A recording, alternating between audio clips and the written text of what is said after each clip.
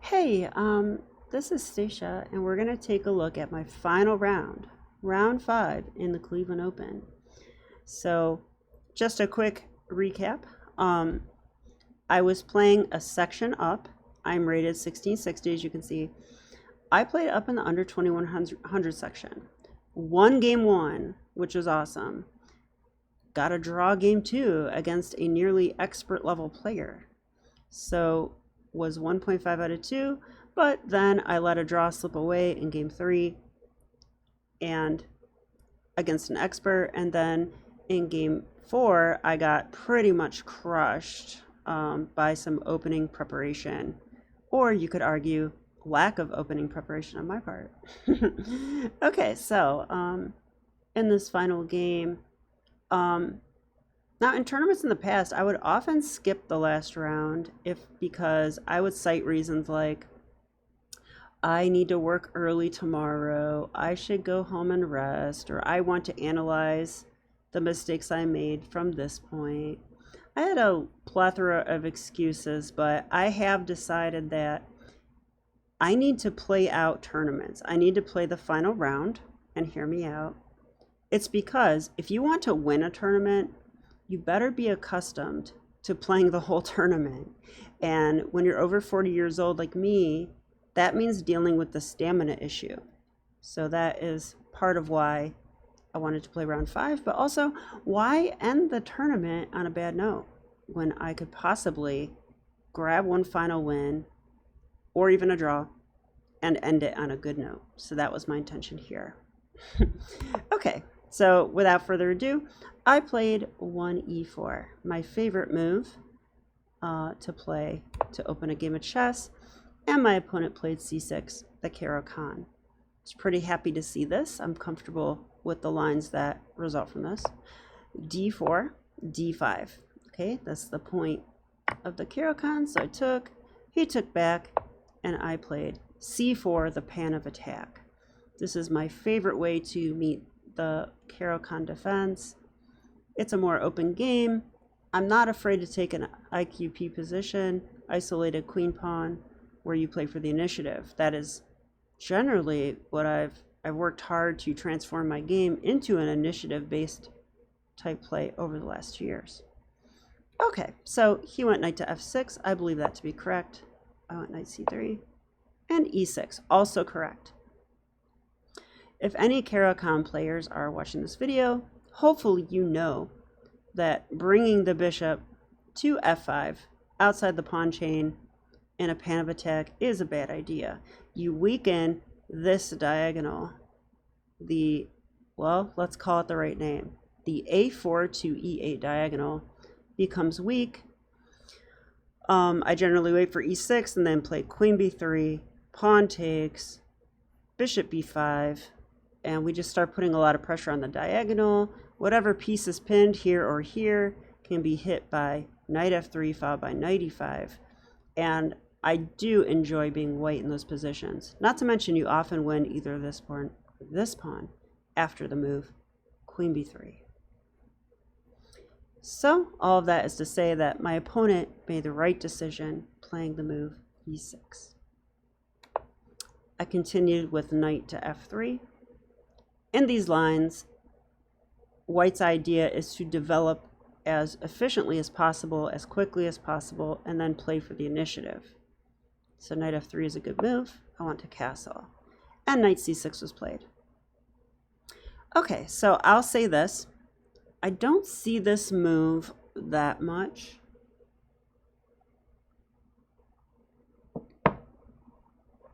If they're going to play knight c6, they usually play it without the inclusion of e6. And instead of this move, I'm used to this. This is the main line. And also bishop e7.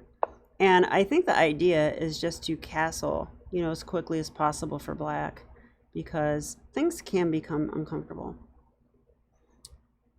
So knight c6, I was a little confused about, but I played my normal way. Take the pawn, he takes with a knight, and then bishop d3. Now, why did I take the pawn? I'm so glad you asked. The reason is that I want to play bishop d3, which you just saw. If I play that move first, black takes my pawn that attacks the bishop. I have to put my bishop on c4 now. Now I've spent 2 tempos to develop my bishop. And, well, why do that, right? So we actually take first. Oops. And then play here. Okay, so now I would expect to move bishop e7. In the Panov attack, this bishop is often very useful on f6. So putting the bishop on e7 is a good idea. It will attack my isolated pawn. And, well, yeah, that would be a good move to play bishop to e7. But he played bishop to d6. There's probably nothing wrong with this move. I'm just not accustomed to seeing it. I castled, and he took here. Now, I have to say I was very surprised to see this move. I might say what I'm about to say might seem a little hard on my opponent. I mean, he's pretty high rated, but I feel like it shows a lack of understanding of the Panov attack, which, you know, black should just castle as soon as possible and leave me with an isolated pawn that they could then target. That's why I like bishop f6, and that's why, you know, knight c6 actually is good. And, you know, I would expect black to castle and maybe play queen b6 and a rook over, you know, pile up on my d-pawn. But instead we see this move, which to me wastes time. That's number one thing I don't like about it. I don't think black has time to waste. Why not castle? Get your king safe. But also, he kind of improves my structure. I would rather have hanging pawns than an isolated pawn. So I think this actually strengthens my structure a little bit. Also, my bishop actually has options now. And, well, I have a stronger center. Like after a move like c4, I'll have a nice strong center. So I actually think that knight to c3 is, or knight takes c3 is a little bit incorrect. Let's call it inaccurate, because it's not like a mistake or a blunder. It's just inaccurate. So, okay. Queen a5. So again, I think that's an interesting move in a way, because it does immediately attack my weakness. But a move like that is only good if it's hard for me to defend, and, well, I have a bishop that hasn't moved yet. So bishop d7, or bishop d2, I'm sorry, is the correct way to say it. So again, I'm not impressed by my opponent's middle game idea so far. I think he should just simply castle. Like, get your king safe. You know, I'm going to play something like this if I can, rook e1, and then I'm going to maybe bring my knight in, and I'm going to try to play for the initiative. Maybe even a Greek gift sacrifice is often an idea when you have this configuration and black castles. You can often sack on h7, and after the king takes, you play knight g5, and if the king goes back, you play queen h5, and you're threatening mate on h7. So I was already kind of thinking about ideas like this, because black is sort of wasting some time before they castle. So he went f6 here, and I think the Greek gift sacrifice is the reason why. So let's have a look really quick. If black castles, I did think that I have a Greek gift sacrifice. So let's look, check. I mean, the main thing with this is, can black defend the h7 square? Actually, he might be able to.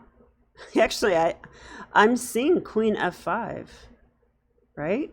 Like, is this? So this is probably wrong in my opinion now. I can play this as defended by the bishop. But if here, queen h5, I actually think there might be queen f5. right? Defend that. And then I did lose a bishop. Whoops, did not mean to play that. I did give up my bishop. So if I am unsuccessful in at least winning material back, yeah, I'm going to check with the engine, but I bet you, I have a feeling queen f5 saves the day. I have to enable it and then turn it on. Yeah, black is winning here. So I'll check with the engine now. Yeah, bishop takes f7 is not possible. So I'm really glad that I didn't play this during the game. I actually didn't see queen f5 until right now. I might have seen it though, because I would have looked around very hard before actually sacking my bishop. But yeah, this is wrong because, okay, if I play this move, it says king g8, queen h5. Yep, queen to f5 is the only move. Yay, flashcards. I knew this move might be coming because I do have a flashcard. If you've watched that series on my channel, I have a flashcard where the queen actually checks the king and maneuvers to f5, and white is lost. So here it's a little easier because the queen is already ready to come. Okay, well that's pretty interesting. I learned something new already. Okay, but that means that my opponent's next move is likely just wrong. Let me disable the computer again. Okay, he played f6. Oh. Now, I started to feel really excited when I saw this move because I thought my position's, you know, a little bit better maybe. But after f6, I thought maybe I'm just going to win this game, you know, because that move looks very weakening. Never play f6 is the Ben Feingold rule, and it's something I tell my students as well. You know, and the reason is simple. I can move this knight maybe a lot of places, I don't know. And I'm going to be able to check here. I realize the queen is here for now, but the idea of queen h5 check is going to be a theme now in the game. Okay, so I felt like f6 is sort of one of those moves that creates a permanent weakness. So there's no need for me to take action immediately. I decided to simply develop from here. Rook to e1. What could be wrong with that move? It's actually just a normal Panov move. Put your rook on the open file. It's very simple, right? Queen h5. Again, why is black wasting all this time? They wasted a move here, they wasted a move here, and now they wasted a move here. I feel like black cannot do this, but of course I'm going to have to prove it. Oh, and this move, that's the worst waste of all.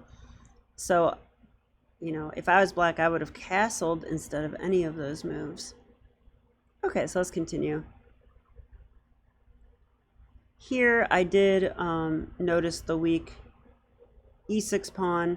That's anytime a pawn moves in chess, look at what it leaves behind. And these two squares are left behind. Also this diagonal in general. The queen did cover that diagonal, but this pawn remains weak. So bishop c4. Probably a good move.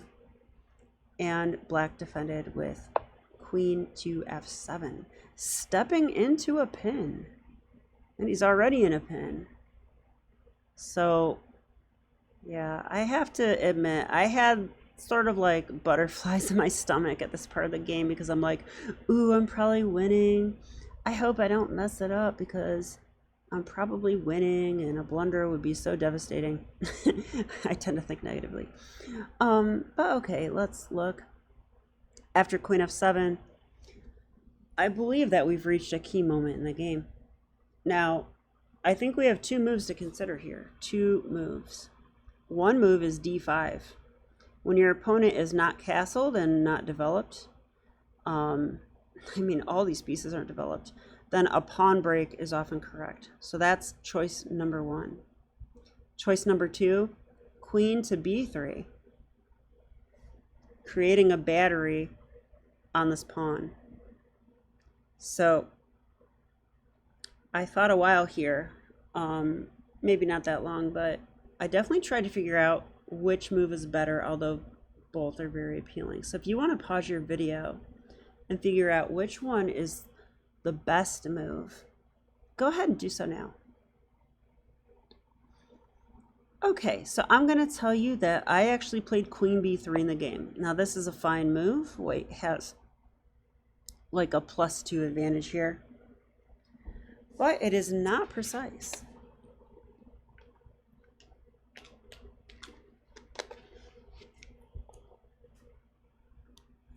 Yeah, it's actually not precise. I have to consider d5. So I'll give you my analysis. Okay, let's see if I can remember this. I thought d5 is nice. It attacks this pawn again. Okay. Now, if he tries to push past, I'd take a knight. So that's not going to work. Now, so he would have to maybe move his knight. But there is this move, right? Knight to e5. Knight e5 would attack my bishop, attack my knight, block the e-file. So it does look like kind of a nice response, but let's dig a little bit deeper. After d5 and knight e5, we can actually capture here. That's a capture, and it attacks the queen with tempo. That means if the knight were to take my bishop, I would take their queen with check. So that is not going to work. So they're going to need to respond to that. So bishop takes pawn. Okay, so after bishop takes pawn, again, the knight is still in the way of my rook. But I can now take that bishop, okay? The only move to not lose material is queen takes e6. White could throw in knight takes f3 check, queen takes f3, but that does not distract my rook from the e-file. It actually connects my rooks, and it opens the e-file further. So knight takes f3 would be a mistake. Okay, so hopefully you're with me so far. And the queen is now on e6 on the e-file with my rook. Okay, so this all looks pretty good. In that position, we could now play knight to d4. That would attack that queen on e6. The queen would have to move, let's say back to f7 perhaps. And in that position, I would have the move f4, attacking the knight. That would win material and the game. So the computer gives this line +4. I'm pretty certain that's correct. I did peek at this with the engine earlier, like maybe a couple days ago, but I do remember this because I did not calculate this far. I saw glimmers of this, but I felt like I might be missing something and went with queen b3. So the lesson is trust your calculation and your instincts. Like maybe mine are actually getting good. I'm not used to that. I'm used to being horrible at it. Okay, so let's check that. I'm pretty sure it's right though. How do I get rid of the arrows? Okay, so d5. Attacks the pawn, right? Attacks the knight. So let's say knight d5. Knight d5 is the reason I didn't play d5. But I have this move. Okay, knight, bishop takes. Again, I think this is a mistake because that just opens the e-file and provides another defender to e6. So this is correct, but now a capture. The only thing defending is the queen. The queen must come to the e-file. That is not where the queen wants to be. And then we have this tempo move. Now you do have to see, that you moved your pawn. So this move's possible. And I'm attacking the queen, and where does the queen go? There's no good square. She definitely should not stay on the e-file. There's nothing to take or threaten. I don't see anything good. She just, let's just say here. There's nothing to stop f4. So attack the pinned piece and win the game. Okay. So instead of that, though, I did play queen to b3. Now, like I said, this is still fine. It's just not precise. here I thought, you know, is he really going to play knight to d8? What's the saying? Knight to d8 and there is no mate? No, it's knight to f8. So he played it. He played it. But I mean, if black has to play that move, then I can't really complain. So here once again, I had to look for something, and I did find this little move. Bishop takes e6. Why am I giving up my bishop? Well, it's very simple. It's the same pin idea. Knight takes d5 now. The knight is pinned. He castled. Now I can take. Now that is a good pawn. Okay. Yeah, and like the past couple years, maybe longer than that, I've been playing for the initiative, and it took me a while to understand that, you know, you don't have to worry about your pawn structure. There are other advantages to play for. And this strong pawn on e6 and the fact that I just won a pawn is definitely one of those reasons. So I'm not concerned about my pawn structure because I'm going to try to just keep the initiative and crush black if I can. So, okay. Queen e7, what else? You have to blockade. Now knight to d4. Makes sense. Getting out of the way the f-pawn and overprotecting my strong pawn in the center. Now here, he played f5 because I actually was threatening, like let's see, he did nothing. I'm threatening this move. That's not going to be good. Like moving his queen at all means that I can push my pawn further, and guess what? That's going to come with check. So he cannot allow knight to f5. So f5. Okay, which I did see coming. Okay, and here I like my move. I don't know if it's best or not, but queen to d5. This is what you call a centralization move. The queen is brought to the center of the board. Queens are really good there if you haven't heard that before. They attack and defend like everything. I'm going to draw all the arrows because it's going to look pretty. Yeah, queens in the center of the board do a lot, so that is why I played that move. Also, concrete threat of taking on f5. So, he played g6. I was hoping for this move because now that weakens the dark squares, specifically these two squares. And it was in this position that I got to play the winning move, bishop to g5, question mark. No, just kidding, exclam. He cannot take the bishop. If he takes the bishop, I play check. And this can't be good, right? I'm going to at least win the rook. I did give up a bishop. I actually wasn't, I didn't calculate to the end or anything, but I just thought this must be winning. I mean, I'm also on this. So let's say he goes here. For example, I thought, probably take this actually. Or do I take the bishop first? I would probably take here, to be honest. Let the bishop take, and then I just have good stuff. Like this is almost a thing.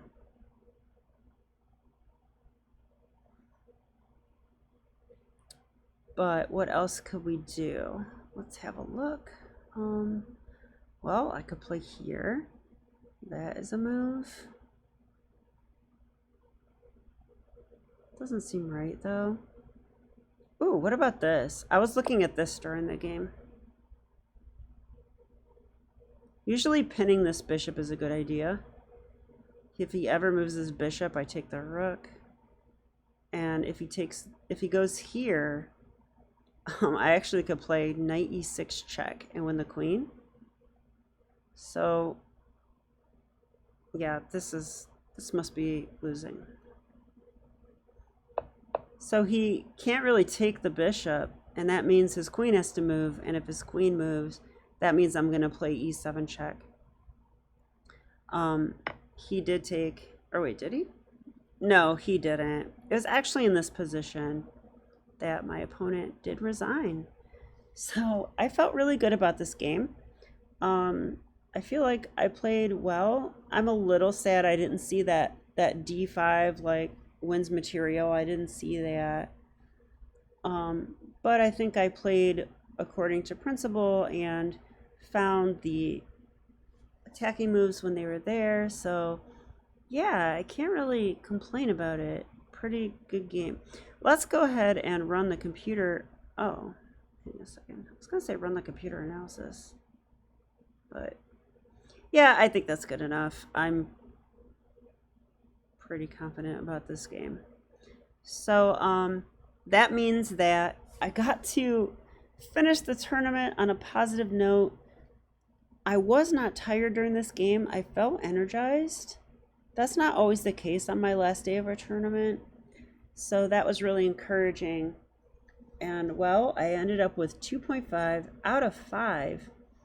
A section up in a classical time control. So that is like a new milestone for me. Never done such a thing. I've never scored more than, actually, I don't think I've ever played under 2100 in classical chess. It's the first time I've done it. So, you know, I'm over 40 and making progress as a chess player. I really can't ask for more than that. And I ended up playing in Parma just 2 days later on Tuesday. So I do intend to post all those games as well. You'll have to buckle your seatbelt because I played like a crazy person. So I hope that you're ready for some wild chess. And I will definitely be back with that soon. Thanks so much for watching. This is Stacia, and I will see you soon. Okay, bye.